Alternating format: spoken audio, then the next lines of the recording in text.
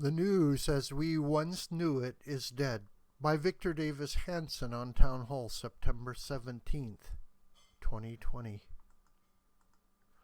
In 2017, the liberal Shorenstein Center on Media Politics and Public Policy at the Harvard University found that 93% of CNN's coverage of the Trump administration was negative. The center found similar negative Trump coverage at other major news outlets. The election year 2020 has only accelerated that asymmetrical bias to the point that major newspapers and network and cable news organizations are now fused with the Joe Biden campaign. Sometimes stories are covered only in terms of the political agendas. Take COVID-19. The media assure us that the Trump administration's handling of the pandemic has been a disaster, but their conclusions are not supported by any evidence. In the United States, the coronavirus death rate per million people similar to or lower than most major European countries except Germany, when the virus was at its worst before the partisan campaign of this election year heated up.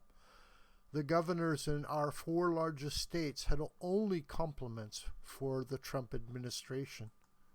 Democrats Andrew Cuomo of New York and Gavin Newsom of California, and the Republicans Greg Abbott of Texas and Ron DeSantis of Florida effusively praised the administration's cooperation with their own frontline efforts.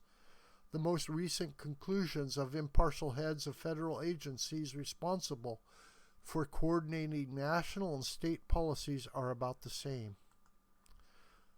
Dr. Deborah Birx, advisor to both Obama and Trump administrations on responses to infectious diseases, Dr. Anthony Fauci, director of the National Institute of Allergy and Infectious Diseases, and Dr. Scott Gottlieb, former head of the Food and Drug Administration, have not faulted the Trump administration's overall COVID-19 response. They attribute any shortcomings to initial global ignorance about the origins and nature of the epidemic, incompetence at the World Health Organization, or the initial inability of bureaucracies to produce easily available and reliable test kits. Prominent progressive Trump critics, such as House Speaker Nancy Pelosi, criticized the necessary Trump travel ban. Yet Pelosi told people there was no reason to cancel planned travel to San Francisco's Chinatown. However, the real warping of the news is not just a matter of slanting coverage, but deliberately not covering the news at all. In the last 2 weeks, Secretary of State Mike Pompeo has achieved the most stunning breakthroughs in Middle Eastern diplomacy in over half a century. Countries once hostile to Israel, such as the United Arab Emirates and Bahrain, now formally recognize it. Other Arab nations may follow. Ancient existential enemies, Kosovo and Serbia, also agreed to normalize their relationship with Israel by signing economic agreements. Yet none of these historic events have drawn much media attention. All of them would have been canonized were they achievements of the Obama administration. In 2017, the media suggested that Trump's plans to get out of the Iran nuclear deal and the Paris Climate Accord, to confront Chinese mercantilism, to forge new alliances between Israel and moderate Arab regimes, to isolate an ascendant Iran, to close the southern border to illegal immigration, to jawbone NATO alliance members into honoring their defense expenditure commitments, and to destroy ISIS and weaken Hezbollah, were all impossible, counterproductive, or sheer madness. And now, an embargoed and bankrupt Iran is teetering on the brink. Its international terrorist appendages, including Hezbollah, are broke. China is increasingly being ostracized by much of the world. The U.S. has cut its carbon emissions, often at a rate superior to those nations, still adhering to the Paris Climate Accord targets.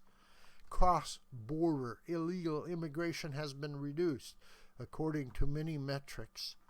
ISIS was bombed into near dissolution. Moderate regimes in the Middle East are ascendant. Radical cliques like Hamas and Al-Qaeda are not. More NATO members are meeting their commitments. The alliance's aggregate defense investments are way up. Is any of that considered news? Not really.